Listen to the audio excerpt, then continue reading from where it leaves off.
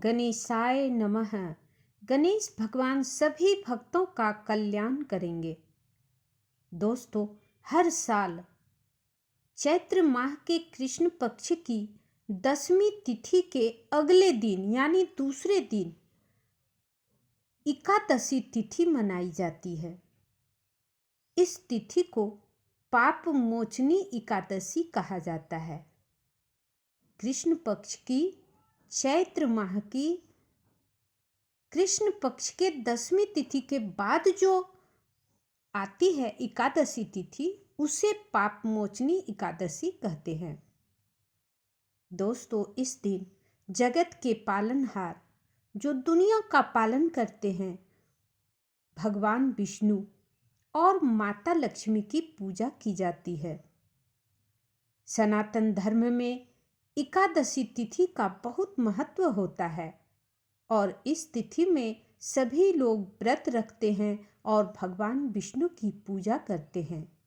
इस शुभ अवसर पर मंदिरों में भी भगवान विष्णु की विशेष पूजा की जाती है। वैसे तो हिंदू धर्म में सभी एकादशियों का बहुत महत्व होता है, लेकिन पाप मोचनी एकादशी तिथि का खास महत्व होता है। यह पूर्ण रूप से जगत के पालनहार भगवान विष्णु को समर्पित होता है। इस दिन भगवान विष्णु और माता लक्ष्मी दोनों को विधिवत मूर्ति बनाकर उनकी पूजा की जाती है। साथ ही उनके निमित्त एकादशी का व्रत रखा जाता है, उपवास किया जाता है। पाप मोचनी एकादशी व्रत करने वाले को यानी कि जो व्रत करते हैं, उन साधक पर न तो केवल भगवान विष्णु की कृपा बरसती है, बल्कि वैकुंठ लोक में भी उस व्यक्ति को उच्च स्थान मिलता है। हिंदू धर्म के अनुसार एकादशी व्रत करने से जन्म जन्मांतर का जो भी पाप किया जाता है, जाने अनजाने में जो भी पाप होता है, वो सारा पाप नष्ट हो जाता है। इसके अलावा जो भक्त होते हैं, जो साधक होते हैं, यानी जो एकादशी का व्रत करते हैं, को सभी प्रकार के शारीरिक एवं मानसिक कष्टों से भी मुक्ति मिल जाती है।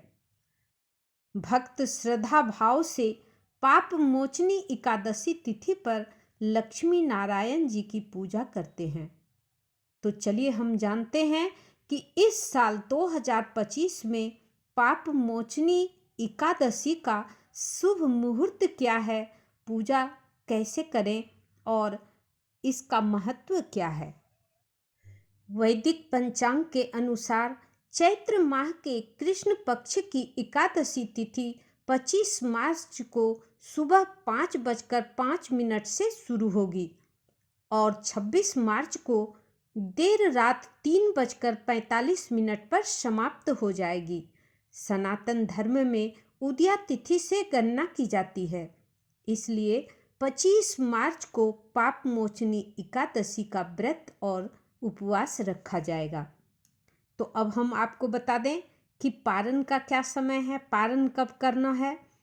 तो दोस्तों, सामान्य जन यानी कि जो साधारण जन हैं, वो पाप मोचनी एकादशी का पारण 26 मार्च के दिन कर सकते हैं। पारण का समय रहेगा 26 मार्च को दोपहर 1:41 से लेकर शाम 4:08 के बीच में करना है। इस दौरान साधक विधिवत लक्ष्मी नारायण की पूजा करेंगे।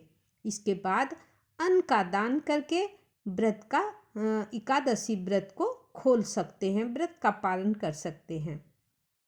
चैत्र माह के कृष्ण पक्ष की एकादशी के दिन सबसे पहले शिव योग का निर्माण हो रहा है। शिव योग का संयोग दोपहर 2:53 तक है। इसके बाद सिद्ध योग का निर्माण हो रहा है। सिद्ध योग का संयोग 26 मार्च को दोपहर 12:26 तक रहेगा। इसके साथ ही शिववास योग और श्रवण नक्षत्र का संयोग है।